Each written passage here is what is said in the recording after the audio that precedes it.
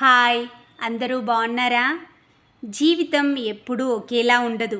కొన్ని కొన్ని రోజులు మనం ఎంతో ఆనందంగా జీవిస్తే మరికొన్నిసార్లు ప్రపంచంలోని కష్టాలన్నీ మనకే ఉన్నాయా అనిపిస్తుంది.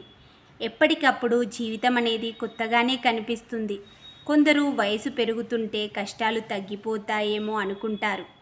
కానీ అందరి విషయంలో అది సరికాదు. అయితే పెరిగే వయసుతో పాటు కొన్ని పాఠాలు నేర్చుకుంటూ ముందుకెళ్ళాలి. ఈ క్రమంలో మన జీవితంలో కొత్త విషయాలు నేర్చుకునేందుకు, అలాగే భవిష్యత్తులో ఎదురయ్యే సవాలును ధీటుగా ఎదుర్కొనేందుకు కాస్త స్ఫూర్తి అవసరమే.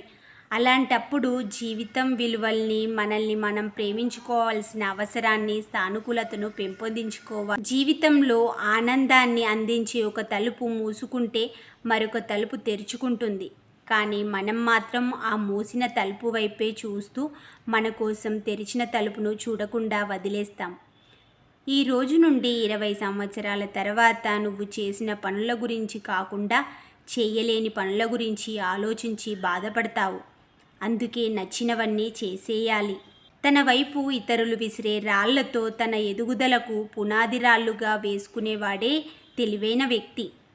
సక్సెస్ సాధించేందుకు ఓ మంచి ఫార్ములా అయితే నేను చెప్పలేను, కానీ ఓటమికి మాత్రం ఓ ఫార్ములా ఉంది. ఎప్పుడూ అందరికీ నచ్చేలా ఉండాలనుకోవడమే ఆ ఫార్ములా. నువ్వు కేవలం ఒకేసారి జీవిస్తావు, కానీ ఆ జీవితంలో నువ్వు సరైన పనులు చేస్తే ఒక్కసారి జీవించినా చాలు.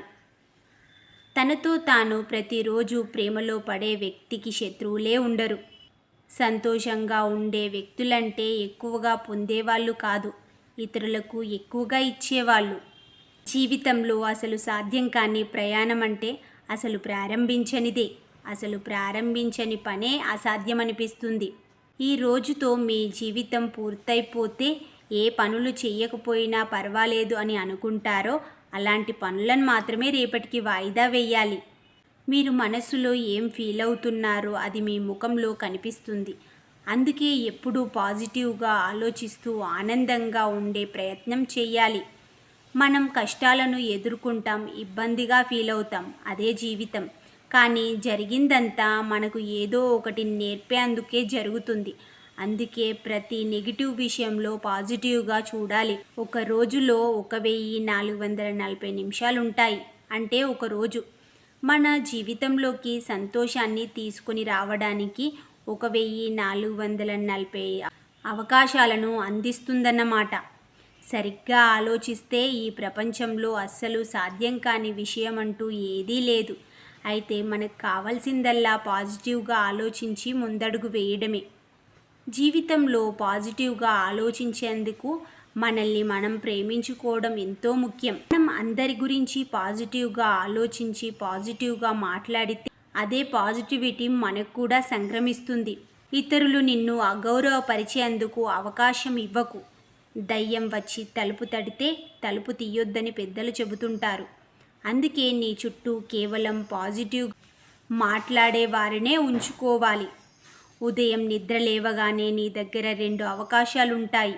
ఆ రోజును పాజిటివ్గా కొనసాగించడమా లేదా నెగిటివ్గా కొనసాగించడమా, అలాగే ఆశావాదిగా వ్యవహరించడమా నిరాశావాదిగా మిగలడమా.